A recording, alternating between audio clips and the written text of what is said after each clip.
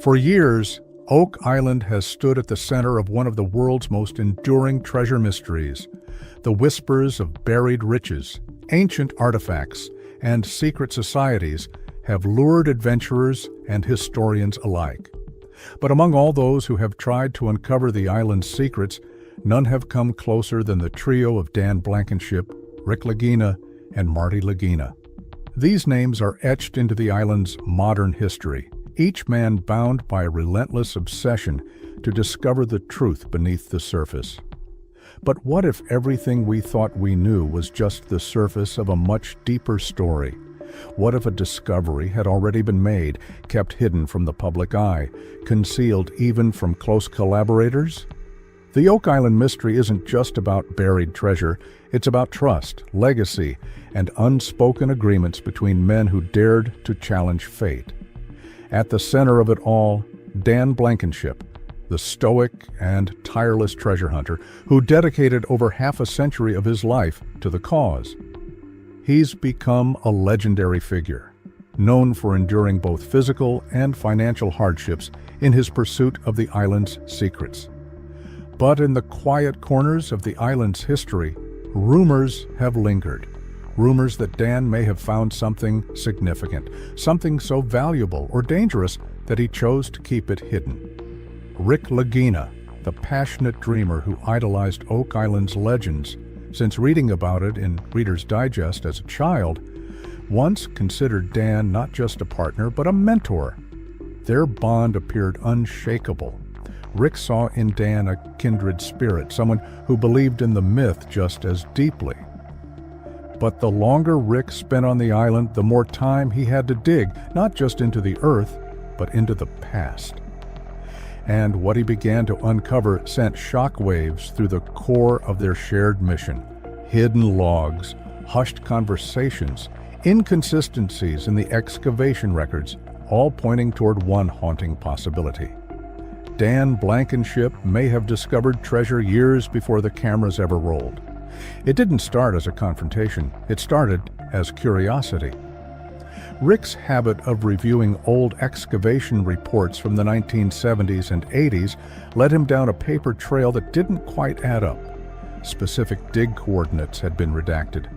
Photographs from certain depths were missing. Yet, in personal journals found among Dan's belongings, there were sketches of objects never publicly disclosed, symbols etched into stone, what looked like markings from an ancient language, even notations about metallic anomalies deeper than anyone had previously reached, suggesting some form of constructed chamber or vault.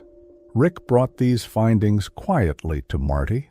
Unlike his brother, Marty had always approached the island with a healthy dose of skepticism. His background in engineering and business made him pragmatic.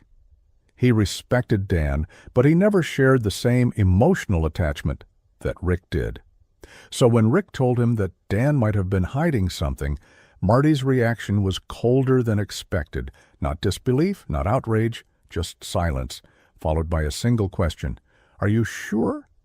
The brothers had always worked as a team, but this new revelation threatened that unity. Rick wanted to go deeper, both literally and metaphorically. He wanted to re-excavate the sites Dan had once claimed were too dangerous or unpromising. Marty wasn't convinced it was the right move. He worried about the optics. Dan was gone.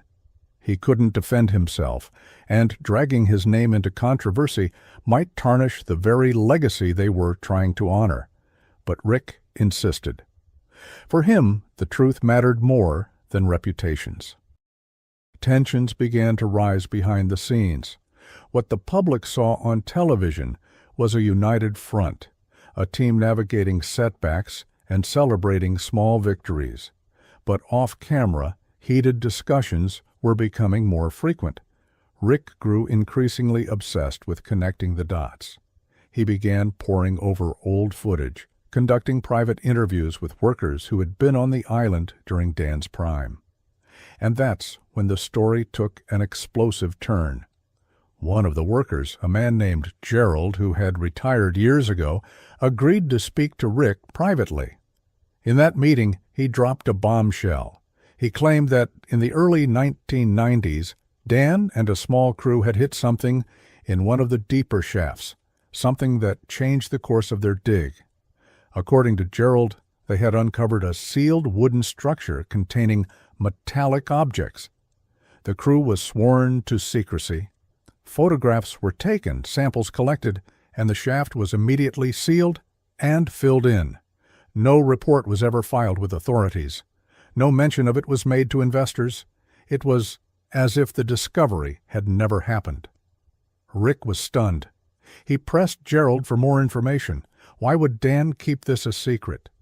What did he find down there that was so valuable or so dangerous it couldn't be revealed? Gerald didn't have all the answers, but he offered a chilling theory. Dan believed that the treasure might be cursed, or that revealing it would attract the wrong kind of attention. There were even suggestions that Dan had been warned by certain organizations to stop digging. Whether those warnings came from government bodies, private collectors, or something more clandestine, no one could say for sure. Rick took this information to Marty, expecting support. Instead, Marty exploded. The idea that Dan had hidden something this monumental, and that Rick was willing to bring it to light now, felt like betrayal. Not betrayal of Dan, but betrayal of their mission's integrity. Marty believed that making this public could derail everything. Investors might pull out. Legal trouble could follow. The island could be seized. It was too risky. But for Rick, the choice had already been made. If Dan had found treasure, real tangible proof of something buried, then the world deserved to know. The years of speculation, the millions spent, the lives invested, it all demanded closure.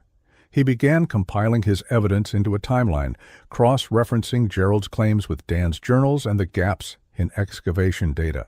Piece by piece, a picture began to emerge, one that pointed to a deliberate cover-up of a discovery that could redefine Oak Island's entire legend. Rick's conviction only grew stronger as he connected more dots. He discovered that shortly after the alleged find in the 1990s, Dan had quietly purchased more land adjacent to the dig sites. He'd also shifted his focus from the deep shafts to much more shallow operations, something that didn't make sense to Rick unless Dan was deliberately avoiding further attention.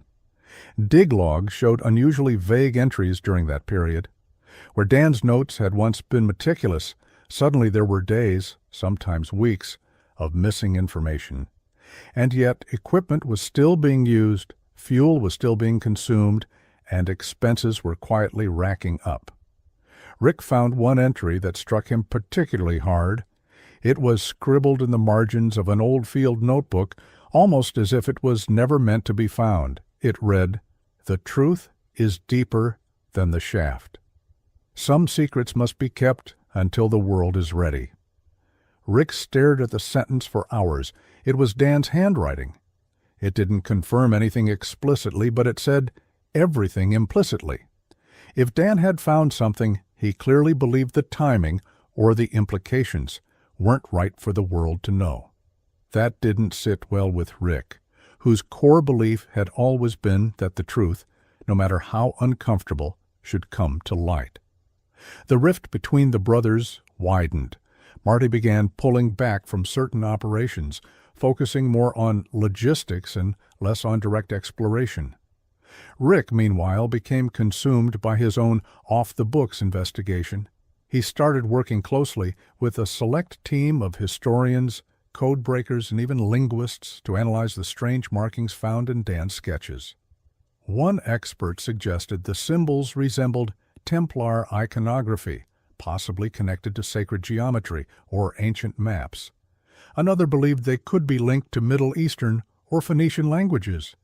Either way, the evidence was mounting that Dan may have uncovered something of historical, if not monetary, value. As Rick pressed on, he began to attract attention, not just from curious researchers or fans of the show, but from people who seemed more interested in stopping him than helping.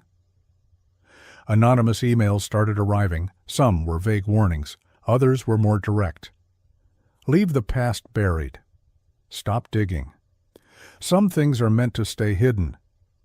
Rick initially dismissed them as internet trolls or conspiracy theorists, but one message changed that.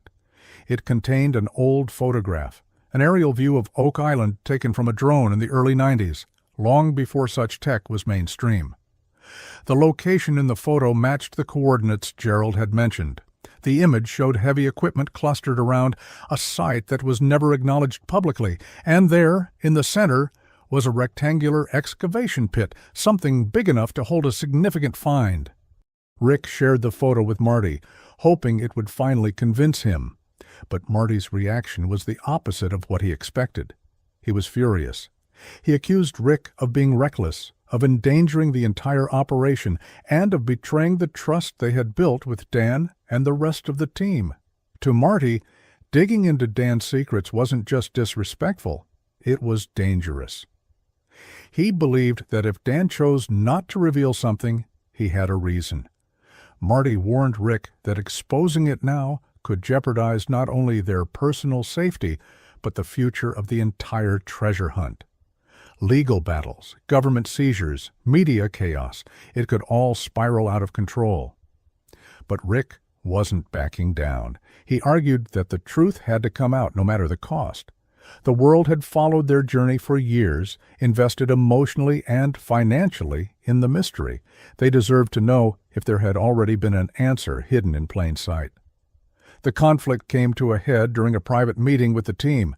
Rick laid out all the evidence: Dan's journals, Gerald's testimony, the anonymous photograph, the coded symbols, the gaps in the dig logs. It was compelling, emotional, even haunting. Some team members sided with Rick, urging a deeper investigation. Others echoed Marty's caution, warning that stirring up the past could undo everything they'd built. But the tipping point came when Rick produced a sealed envelope he had found among Dan's stored belongings. It was marked with Dan's initials and the words, "For when the time is right." With shaking hands, Rick opened it. Inside was a single sheet of paper. No map, no detailed confession. Just a quote. "To find the greatest treasure, one must first lose certainty. Only then can truth be unearthed." The message was cryptic, but Rick saw it as validation. Dan had known. He had found something. He had deliberately left a trail, not for the world, not for treasure hunters, but for someone like Rick, someone who wouldn't stop, someone who believed. Marty, still unconvinced, stormed out of the meeting. It was the most intense confrontation the brothers had ever had. For the first time, it seemed like the mystery of Oak Island was tearing them apart rather than bringing them together. Despite Marty's disapproval, Rick moved forward. He commissioned a fresh excavation of the area marked in the 1990s photo. Permits were secured discreetly. The crew was kept small. Every move was documented. And when the dig finally reached the suspected depth, what they found was both shocking and mystifying. Hidden beneath the layers of earth and time was a sealed wooden vault. It matched the dimensions described by Gerald and hinted at construction techniques inconsistent with modern tools. The wood dated back several hundred years. Carbon dating confirmed it, but the structure was clearly tampered with more recently, possibly during Dan's secret dig. Inside the vault were fragments, not gold, not jewels, but something arguably more valuable. Pieces of parchment sealed in wax tubes, metal shards inscribed with unfamiliar symbols, and a small stone tablet carved with a map, one that did not match any known layout of the island. The discovery was quietly documented, stored, and sent for analysis. Rick chose not to publicize it, not yet. Despite everything, he still held some reverence for Dan's decision to keep it hidden. But now he had a responsibility to make sense of it all before the world found out. Marty, still angry but visibly shaken, visited the site under cover of night.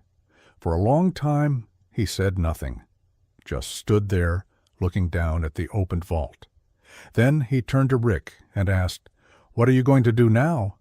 Rick replied, "Finish what Dan started." But this time, with the truth. The discovery shifted everything. The story of Oak Island was no longer about searching for treasure. It was about understanding why it was hidden in the first place. What did Dan know that made him protect it? What power did the artifacts hold, and why were people still trying to keep them buried? As Rick dove deeper into the mystery, he realized this wasn't the end of the search. It was the beginning of a much larger journey, one that would test his beliefs, challenge alliances, and force the world to rethink what it thought it knew about history, secrecy, and the very nature of truth. Rick knew that what they had uncovered was more than just an archaeological find. It was a key to a story far older and far more complex than anyone had imagined. The objects in the vault weren't mere relics. They were pieces of a narrative hidden beneath centuries of soil and secrecy. The wax-sealed parchments, once carefully opened in a controlled environment, revealed sketches of emblems long associated with secret societies, symbols eerily similar to those found in Freemason and Templar archives. Even more intriguing were the coded passages written in a mix of Latin, Old French, and an unrecognizable cipher. It would take months to even begin decoding them. Rick brought in specialists in ancient scripts and cryptography. Slowly, patterns began to emerge. The texts spoke of guardians of the knowledge, of burdens too heavy for kings, and wisdom that must sleep beneath the oak. There were references to Jerusalem, to voyages across the Atlantic, and to a sacred relic split into fragments and buried in multiple locations, Oak Island being one of them. This wasn't just about gold or lost manuscripts. It hinted at a spiritual or philosophical treasure, something with the power to change beliefs or challenge institutions. Marty, although still conflicted, was no longer dismissive. The evidence was undeniable. Even his analytical mind couldn't ignore the mounting weight of proof. But his concern only deepened. If Dan Blankenship had kept this quiet for decades, he must have known the consequences of exposing it. Rick and Marty now stood on the edge of a truth that might not just make history, it might rewrite it. As word of the vault's content spread quietly through academic and archaeological circles, new figures began to reach out. Some were supportive, historians eager to help piece together the puzzle. Others were more shadowy, sending vague messages about the responsibility that comes with knowledge. One anonymous letter warned them directly. The island is a safeguard, not a prize. Disturb it further, and consequences will follow. Rick refused to be intimidated, but he also realized that this wasn't just about discovery anymore. It was about stewardship, about guarding a truth that had been hidden for a reason. He made the controversial decision to halt the public side of their exploration, withdrawing from major filming activities and keeping the next stages of research confidential. The team agreed, forming a tight circle of trust around the new findings. Meanwhile, the coded map on the stone tablet became the focal point. Unlike anything seen before, it depicted not only Oak Island but distant points, locations across Europe, Africa, and the Middle East. The inscriptions suggested these were linked through a network of knowledge bearers, individuals, or groups tasked with hiding and protecting information through the ages. One symbol, placed at the center of Oak Island, matched the layout of the original money pit, but in the margins were unfamiliar notations, including one that translated loosely to "The decoy is the door." Rick and Marty now had to confront an even bigger question. What if the money pit itself had always been a misdirection? What if all the years of digging had been focused on a carefully crafted diversion, while the real vaults, the ones Dan may have found, were hidden in plain sight elsewhere?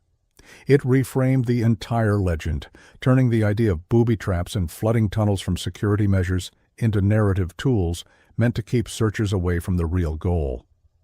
The team quietly began new digs in previously overlooked areas, guided by the decoded clues. In one such dig near the island's northeast shore, they uncovered a subterranean tunnel system older than anything found before. Inside were remnants of human activity, carved staircases, primitive light sources and more symbols. Whatever was here had been built with purpose. And then, at the deepest point, they found it. A circular stone chamber with a domed ceiling carved with constellations. In the center sat a pedestal. On it was a small sealed box. Inside that box was what appeared to be a manuscript fragment, aged, delicate, and written in a script that none of the team could identify immediately. But one symbol on the parchment matched a symbol from the Templar archives, the Chi Rho, an ancient Christian emblem. This was a direct connection between Oak Island and the theories of sacred religious artifacts, possibly even the legendary Holy Grail, not as a cup, but as knowledge. Marty, upon seeing it, went silent. After a long pause, he said, This is what he was protecting." Rick nodded, his eyes fixed on the delicate document. Dan knew this would change everything. He wanted to keep it safe until someone was ready. And now, it's our turn to decide what happens next. With heavy hearts and reverence, the brothers agreed to protect the chamber and its contents. They arranged for the preservation of the site and brought in archivists to ensure nothing would be damaged. They documented everything, but they didn't release it to the public, at least not yet. The world wasn't ready. The findings needed to be studied, contextualized, and understood before they could be shared. In the months that followed, Rick quietly worked with trusted historians and institutions to analyze the texts. The preliminary translations revealed themes of universal truth, warnings about greed, and messages about humanity's tendency to destroy what it doesn't understand. Whether this was part of a global conspiracy, a religious order's final message, or simply a philosophical legacy, one thing was clear. Oak Island was never about riches. It was about wisdom. Dan Blankenship hadn't just been a treasure hunter. He was a guardian of something far more precious. And now, Rick and Marty were those guardians. Their roles had changed. The show, the hunt, the cameras, they had all been part of a much larger journey toward understanding. And so, with the eyes of the world still glued to Oak Island, unaware of the quiet revelation unfolding beneath their feet, the Lagina brothers stood side by side, divided at times by fear, frustration, and fury, but now reunited by truth. In the end, Marty wasn't furious because Rick exposed Dan's secret. He was furious because he understood what it meant. That their quest was no longer about uncovering what lay buried, but about protecting what had been found. Not every treasure is meant to shine in the spotlight. Some treasures are meant to illuminate the soul. And on Oak Island, the greatest discovery may not have been gold or jewels, but a story of trust, legacy, and the silent promise between men who chose to guard a secret, not for themselves, but for the future